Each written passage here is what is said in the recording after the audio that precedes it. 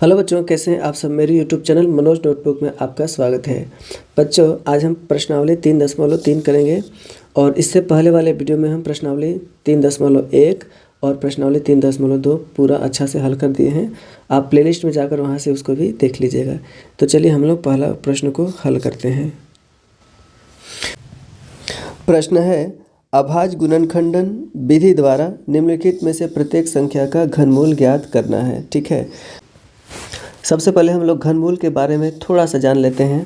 जैसे कि मान लीजिए कि कोई संख्या दिया हुआ है, मान लीजिए कि यहाँ पर 27 ही है। ठीक है, तो 27 के मान लीजिए घनमूल निकालना है, तो हम लोग को ये पता करना होता है कि जो 27 है वो ऐसे कौन सी संख्या को आपस में 3 बार गुना किए तो 27 बना है।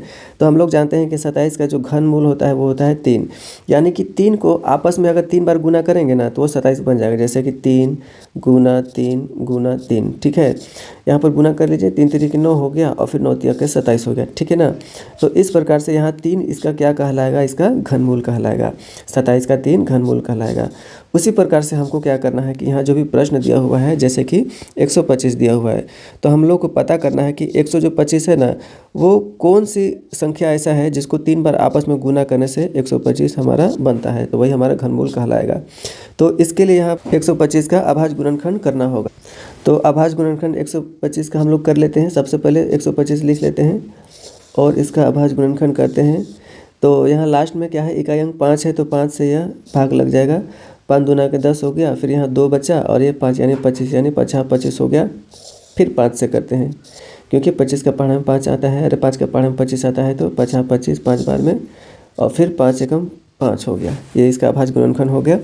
अब उसके बाद में घन 125 लिखिए और फिर में बराबर में किसके बराबर है, तो घन यानी कि 5 गुना, ये वाला 5 लिखे हैं, फिर ये वाला 5 लिख रहे हैं, 5 गुना और ये वाला 5 यहाँ पर लिख दिए हैं। तो यहाँ पर देखिए हम लोग 125 का अभाज्य गुणनखंड यहाँ पर लिख दिए हैं इस जगह पर। अब देखिए क्या होता है कि इसमें से यहाँ जो 3 ठो 5 5 दिया हुआ है ना, तो इसी में से एक 5 को हमको बाहर निकालना होता है और वही हमारा आंसर हो जाएगा।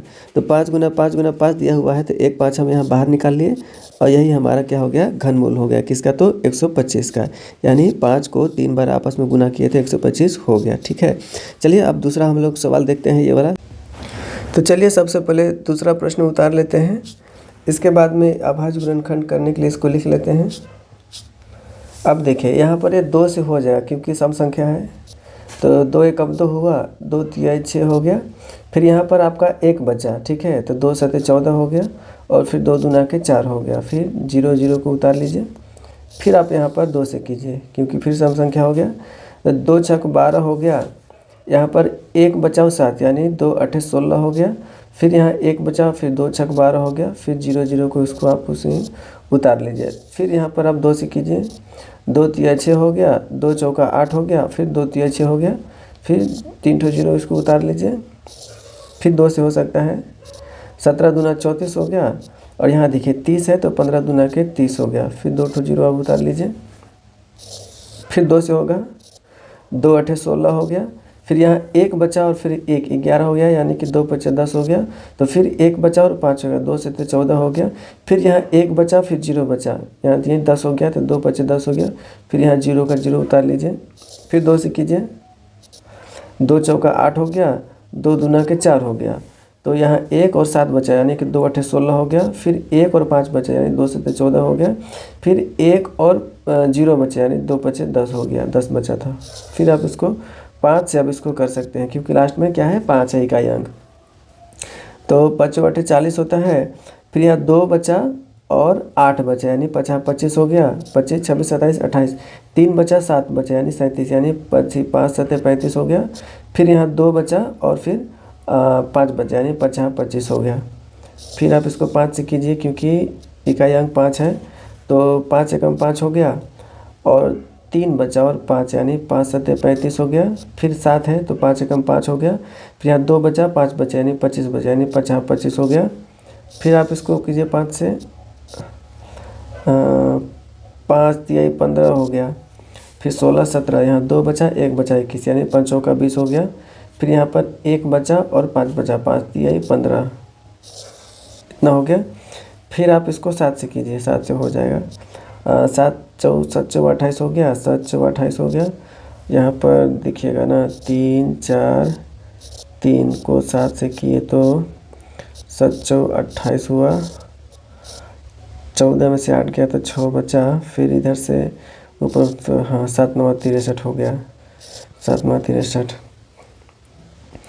तो यहाँ पर 7 9 63 हो गया। फिर उसके बाद में फिर 7 से कीजिए, 7 से 49 हो गया। और फिर आप 7 से कीजिए, 7 एकम 7 हो गया। देखिए हो गया, थोड़ा लंबा हुआ लेकिन हो गया। अब देखिए क्या करना है, इसमें सबसे पहले आप जोड़ा बना लीजिए, 3 3 का ग्रुप बना लीजिए ताकि लिखने में आसानी हो, सुविधा हो। देखिए 3 3 का यहाँ 2 2 2 हो गया, फिर 2 2 2 3 3 ग्रुप में हो गया। फिर 5 5 5 भी 3 गो हो गया, फिर 7 7 7 भी 3 3 गो हो गया। अब इसको लिखने में सुविधा हो जाएगा। तो सबसे पहले इसको घन के रूप में लिख लीजिए यहाँ पर। उसके बाद में फिर यहाँ पर एक ठो इसके बराबर में कितना होगा तो सबको लिख लीजिए एक लाइन से। तो चलिए अब इसको सभी गुणनखंडों को लिख लेते हैं। 2 गुना 2 गुना 2 एक समूह हो गया। अब इस समूह के लिए बनाते हैं एक ठो, फिर गुना 2 गुना 2 गुना 2। अब देखिए 5 गुना 5 गुना 5 है, 5 गुना 5 गुना 5। अब देखिए 7 गुना 7 गुना 7 है, तो इसको यहाँ पर कर लेते हैं 7 गुना 7 गुना 7। यहाँ पर इस तरह से हो गया, ठीक है। अब उसके बाद में क्या कीजिए कि सब में से एक एक उठा लीजिए। जैसे कि मान लीजिए कि इस समूह में से ये जो 2 2 का समूह है ना, 3 3 ठो है 2 2 2, तो इसमें से 1 2 उठाइए, बाहर कीजिए। फिर इस ग्रुप में से इस समूह में से 1 2 बाहर कीजिए। फिर इस समूह में से जो 5 5 5 का है इसमें से 1 5 बाहर कीजिए। फिर उसके बाद इसमें से जो 7 7 7 है इसमें से 1 7 बाहर कीजिए। अब सबको गुणा कर देना है, वही आपका क्या हो जाएगा, आंसर हो जाएगा, घनमूल हो जाएगा। तो 2 दूना के 4 हो गया, 4 पचे 20 हो गया। अब 20 सते 140 हो गया। तो यहाँ पर 140 क्या आपका हो जाएगा, 140 आपका हो जाएगा आंसर। तो चलिए सबसे पहले हम लोग तीसरा प्रश्न उतार लेते हैं और इसका अभाज्य गुणनखंडन करना है, इसलिए यहाँ पर लिख लेते हैं। और 1331 आपका 11 से कट जाएगा, तो 11 एकम 11 हो गया। यहाँ पर 2 बचा 3 यानी 23, यानी 11 दूना के 22 हो गया। फिर यहाँ पर 1 बचा 1 यानी 11, यानी 11 एकम 11 हो गया। फिर उसके बाद में 11 से होगा, 11 एकम 11 हो गया। फिर यहाँ पर 1 और 1 यानी 11 बचा, यानी 11 एकम 11 हो गया। फिर उसके बाद में एक बार में हो जाएगा, 11 का पढ़ा एक बार पढ़ेंगे तो। अब देखिए इसको आप लोग घन के रूप में यहाँ पर लिख लीजिए, घन -1 3 3 1 माने 1 3 3 1। अब इसके बाद में आप इस तरह से फिर लिख लीजिए, यहाँ पर सबसे पहले घन लिख लीजिए, ठीक है। अब जब भी माइनस दिया हुआ रहेगा, जैसे यहाँ भी माइनस है, यहाँ भी माइनस है, यहाँ भी माइनस है, तो आपको क्या करना है कि -1 को आपको 3 बार यहाँ पर घन क्यूब के रूप में लिख लेना है, ठीक है। ऐसा क्यों करना है, क्योंकि यहाँ पर आप देख लीजिए -1 है और इसका अगर हम क्यूब करते हैं यहाँ पर, ठीक है ना, तो अगर बराबर में करते हैं तो -1 गुना -1, क्योंकि यहाँ देखिए क्यूब है तो -1 को 3 बार लिख के आपस में गुणा करेंगे, -1 और बराबर में मेरा -1 आएगा, उससे वैल्यू चेंज नहीं होगा, ठीक है। लेकिन हमको खाली माइनस लाना है क्योंकि यहाँ माइनस है, इसलिए ऐसा हम करते हैं। इसके बाद में क्या करना है, यहाँ जो भी हमारा अभाज्य गुणनखंडन आया है, फैक्टर सब आया है, इसको हमको यहाँ पर लिख लेना है। तो गुणा में 11 गुणा 11 गुणा 11 लिख लेंगे, ठीक है। अब इसके बाद देखिए इसके बराबर तो मेरा क्या आया, यहाँ देखिए -1 है तो -1 लिख लेंगे। और उसके बाद में यहाँ देखिए 3 संख्या जब एक ही बार रहता है तो घनमूल में उसको एक संख्या बाहर निकाल लेते हैं, यानी कि 11 गुने 11 है तो 1 ठो 11 हम बाहर यहाँ पर लिख लेंगे। अब इसको मिटा देते हैं। अब यहाँ देखिए अब 11 को -1 से गुना करेंगे तो -11 आपका हो जाएगा आंसर। तो ये जो सवाल दिया हुआ है 1331 का जो घनमूल होगा वो होगा 11, आंसर हो गया। तो चलिए अब चौथा प्रश्न हम लोग देखते हैं। तो चलिए सबसे पहले चौथा प्रश्न हम लोग उतार लेते हैं यहाँ पर, और इसका अभाज्य गुणनखंडन करना है इसलिए यहाँ पर भी हम उतार लेते हैं। और ये होगा आपका 2 से, क्योंकि सम संख्या है। तो 16 दूना 32 हो गया, फिर 2 तिहाई 6 हो गया, यहाँ पर 1 बचा और 6 है तो 2 8 16 हो गया। और यहाँ पर फिर 2 चौका 8 हो गया, ठीक है। फिर 2 से कीजिए, 2 8 16 हो गया। फिर उसके बाद में 2 एकम 2 हो गया, यहाँ पर 1 बचा 8, 2 9 18 हो गया और 2 दूना के 4 हो गया। अब फिर 2 से कीजिए, 2 चौका 8 हो गया। और फिर उसके बाद में 2 एकम 2, तो यहाँ पर 1 कम हो जा रहा है, 2 से 1 में नहीं लगेगा, इसलिए यहाँ पर 0 बैठाना पड़ेगा। 2 संख्या ले लिया 19, तो 2 9 18 हो गया। फिर यहाँ 1 बचा और यहाँ पर फिर 2 बचा, यानी कि 2 छक 12 हो गया।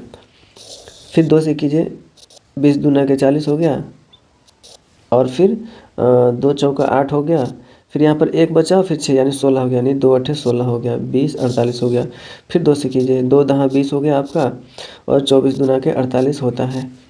फिर 2 से कीजिए, 2 पचे 10 हो गया, और 12 दूना के 24 हो गया, ठीक है।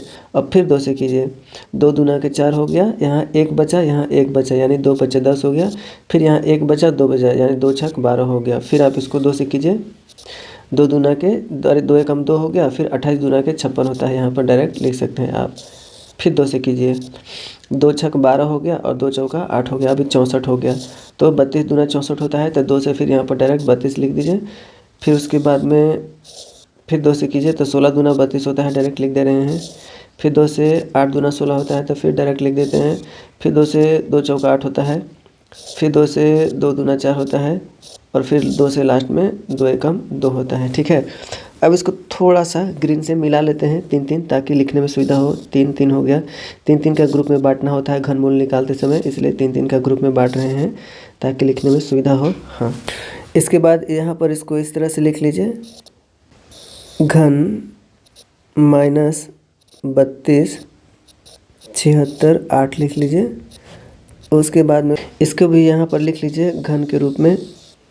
तो घन, अब देखिए -1 रहता है, तो हम आपको पहले ही बता चुके हैं कि इसके लिए आपको -1 का क्या लिखना है, तो क्यू लिखना है। यहाँ पर क्यू लिखना है, यानी -1 को 3 बार गुना करेंगे तो -1 होगा।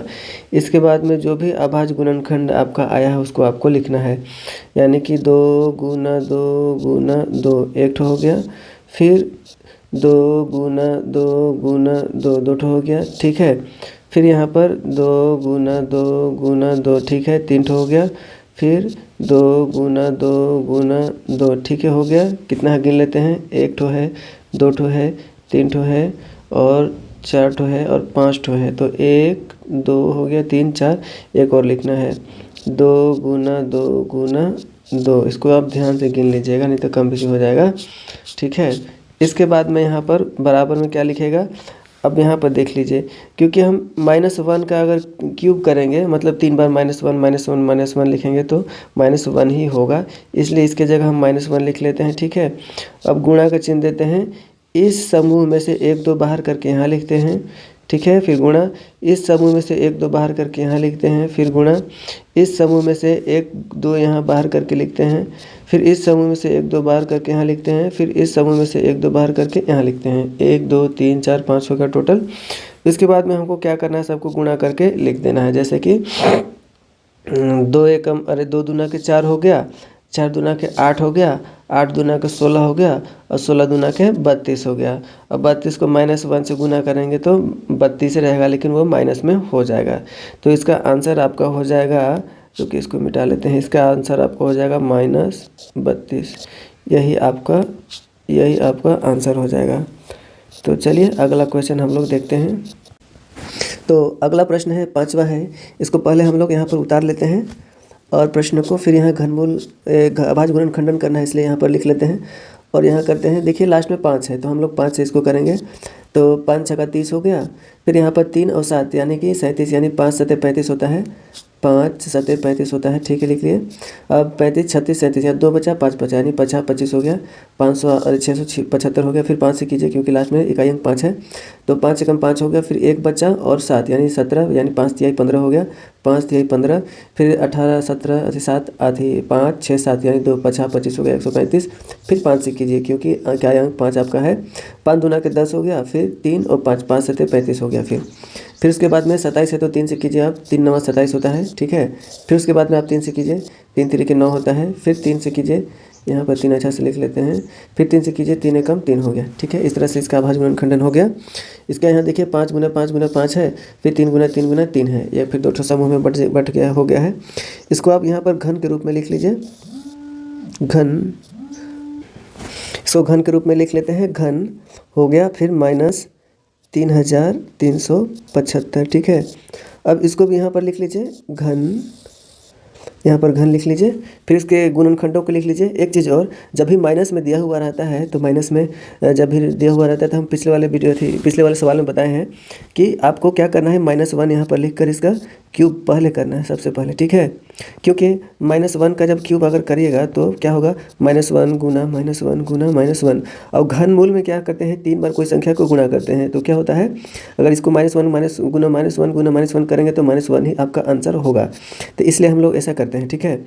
अब उसके बाद में क्या करना है कि जो भी इसका गुणनखंड आया है किसका, 3375 का, देखिए यहाँ पर लिखा हुआ है, यहाँ पर तो है 5 गुना 5 गुना 5 है, एक समूह हो गया, फिर 3 का ग्रुप बन गया, फिर 3 गुना 3 गुना 3, इस तरह से आप इसको लिख लीजिए। यहाँ पर 2 हो गया है। फिर इसका तो 1 होगा, हम पहले जान चुके हैं, -1 होगा। अब इसका देखिए क्या होगा, ये इस समूह में से एक 5 हमको बाहर निकालना है और इस समूह में से एक 3 हमको बाहर निकाल के यहाँ लिख लेना है और सबको गुणा कर देना है। तो 5 3 15 हो गया, और 15 को -1 से गुणा करेंगे तो -15 आपका आंसर हो जाएगा, ठीक है। तो यही आपका आंसर हो गया, यहाँ देखिए। चलिए अगला सवाल हम लोग देख लेते हैं।